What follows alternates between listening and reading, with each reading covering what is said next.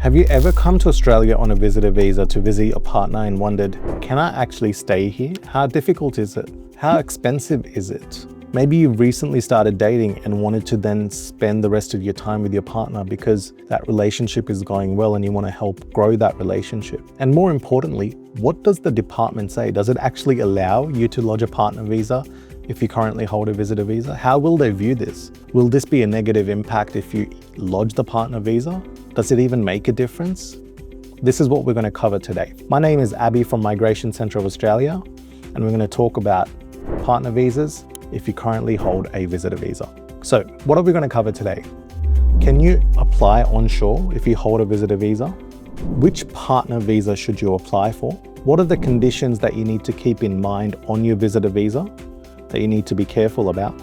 What happens after you apply? And what are the common mistakes that couples make on their applications for a partner visa? So let's start with the basics. What is a partner visa?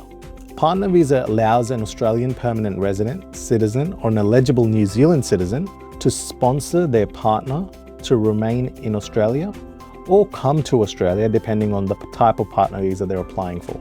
Now, the partner visa is a two-step process. There's a temporary stage and a permanent stage, and generally takes approximately 3 years in most cases, not all the cases, to obtain permanent residency. Now, let's talk about the two main pathways, the offshore and the onshore partner visa. The offshore partner visa is the subclass 309 leading to the 100. You have to apply for this visa from outside Australia. So we're not going to be focusing on this in this video.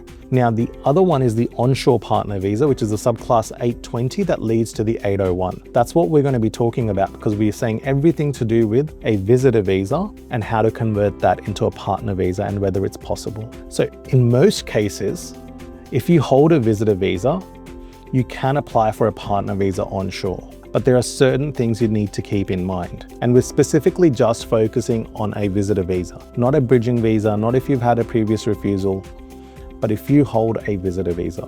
But if your visitor visa has the condition no further stay, condition 8503, that means you cannot apply for the partner visa while in Australia. The no further stay condition prevents you from applying for most other visas while in Australia.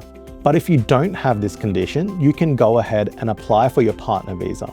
And what will happen next? Once you apply for a partner visa, for example, if you've been given a visa with a 3-month visit at a time, some visas may have 6 months at a time, some may have 12 months at a time. It depends on the type of visitor visa you have. Now, after that period ends, whether it's 3 months, 6 months, or 12 months at a time, even if your visa is valid for way longer, right? Your visa could be valid for up to 3 years, for example, for a visitor visa, but you're only allowed to visit Australia, and let's use this as an example, for 3 months at a time. Your bridging visa that you'll be given, because you've lodged a partner visa, will commence after 3 months ends on your visit, okay?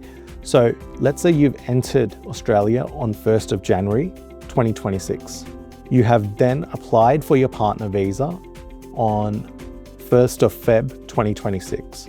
So your bridging visa will be granted because you applied onshore in Australia. Then the bridging visa will say inactive, but it will come into effect on 1st of April 2026. Now, on this bridging visa, you will generally be given the right to work as well. You can apply for Medicare as well, so you don't have to maintain your health insurance like you would on a visitor visa.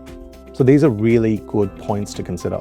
But if you do have the condition 8503, you can try to get that waived, but you need quite exceptional or compelling and compassionate grounds to get that condition waived off your visitor visa. We would generally say that's not possible, and if you're going through a consultant, it can be an expensive exercise to get them to lodge a submission to waive that condition. And in most cases, the department does not waive it. Now, the next one is, does being on a visitor visa affect the chances of a partner visa being successful or unsuccessful? The simple answer is, if you're able to lodge a partner visa onshore, if anything, in our opinion, it helps your case because you will both get to be together and develop that relationship and provide even more evidence as you continue to live together. Now, this relates back to the 4 pillars that we have to cover: the social commitment, the financial commitment, the ongoing commitment towards each other, household arrangements. And as you build more evidence of this, you can continue to attach that as part of your application.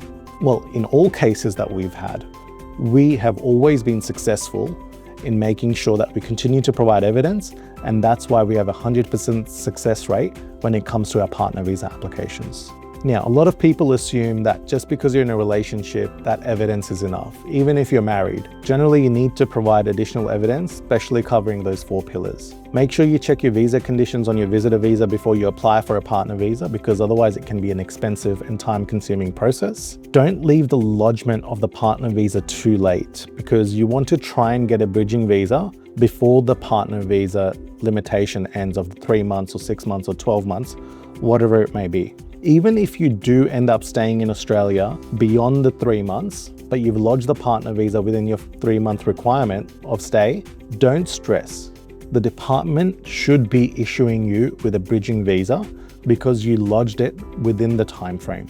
To summarize, yes, you can apply for a partner visa in Australia if you hold a visitor visa, but make sure you check your visitor visa conditions and make sure you attach all the evidence for those 4 pillars and make sure you lodge it within the required time frame. If you have any questions, leave them below or contact us for more information.